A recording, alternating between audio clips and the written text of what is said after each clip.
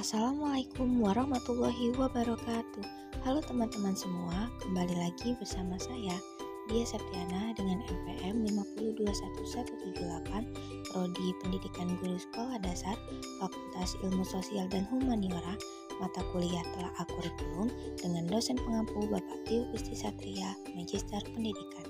Baiklah, di pertemuan 11 kali ini kita akan membahas materi tentang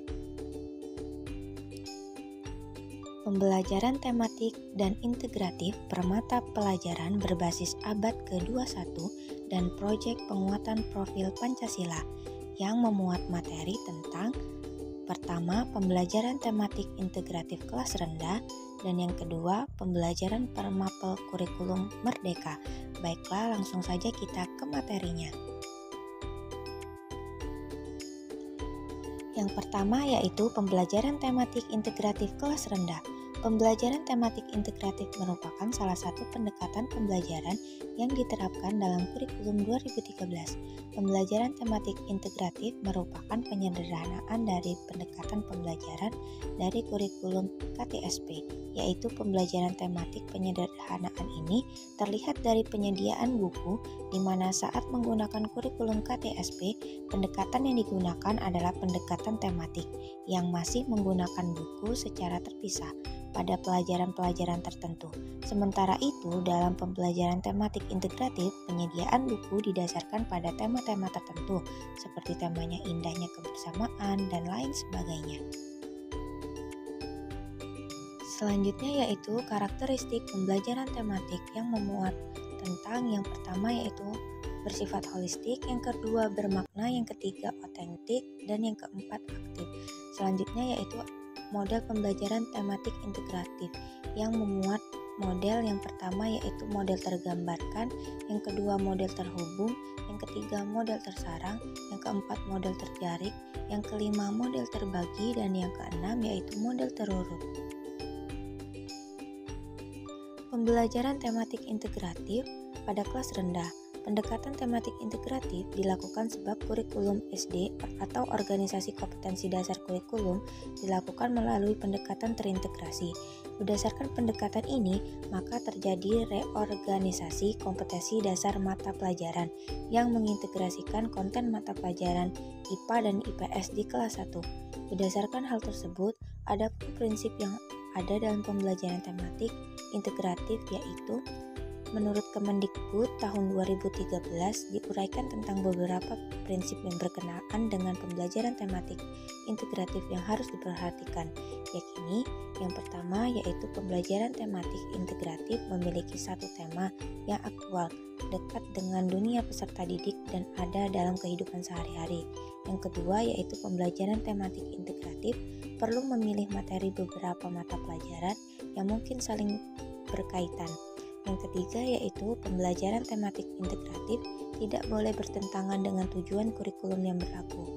Tetapi sebaliknya, pembelajaran tematik integratif harus mendukung pencapaian tujuan untuk kegiatan pembelajaran yang bermuat dalam kurikulum. Selanjutnya yang D yaitu pembelajaran per mapel kurikulum merdeka. Dalam kurikulum merdeka, mata pelajaran IPA dan IPS digabung menjadi mata pelajaran ilmu pengetahuan alam dan sosial atau IPAS. Tujuan untuk mendorong peserta didik agar dapat mengelola lingkungan alam dan sosial secara bersamaan. Perbedaan kurikulum merdeka dan kurikulum sebelumnya juga terletak pada mata pelajaran bahasa Inggris.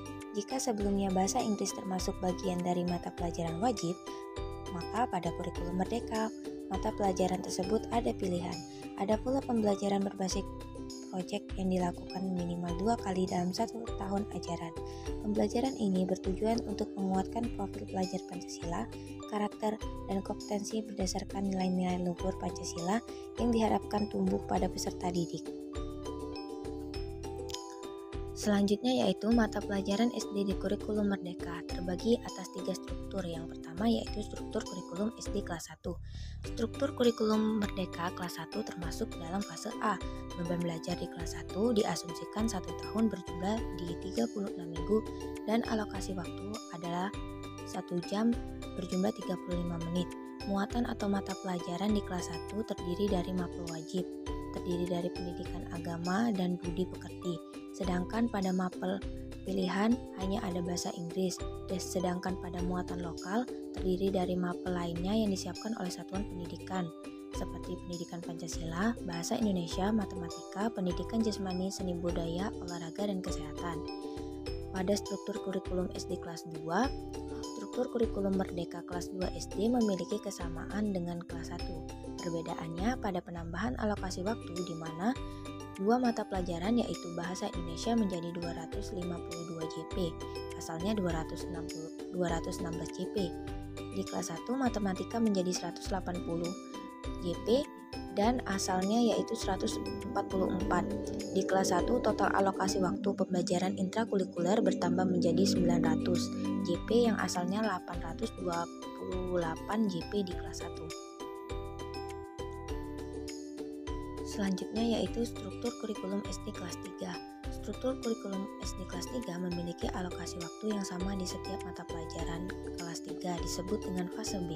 Secara umum, struktur kurikulum SD kelas 3 memiliki kesamaan dengan kelas 1 dan 2. Adapun perbedaannya pada beberapa hal yaitu bahasa Indonesia memiliki alokasi sama dengan kelas 1 SD berjumlah 216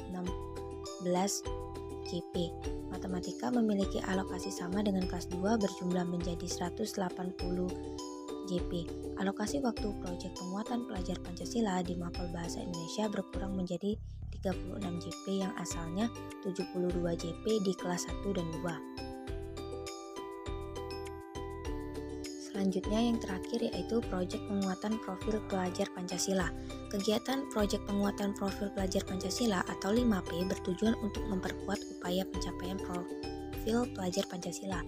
Profil pelajar Pancasila atau 3P mengacu pada standar kompetensi lulusan atau SKL yang telah ditetapkan dengan Permendikbudristek nomor 5 tahun 2022 tentang SKL PAUD dan Dikdasmen. Profil pelajar Pancasila terdiri dari 5 dimensi yaitu dimensi beriman, bertakwa kepada Tuhan Yang Maha Esa, dan berakhlak mulia, akhlak beragama, berkebinekaan, global, gotong royong, mandiri, bernalar, dan kreatif. Baiklah, itulah materi yang dapat saya sampaikan di pertemuan ke-11 kali ini. Jika ada yang belum paham, bisa ditanyakan ya teman-teman. Saya akhiri. Wassalamualaikum warahmatullahi wabarakatuh.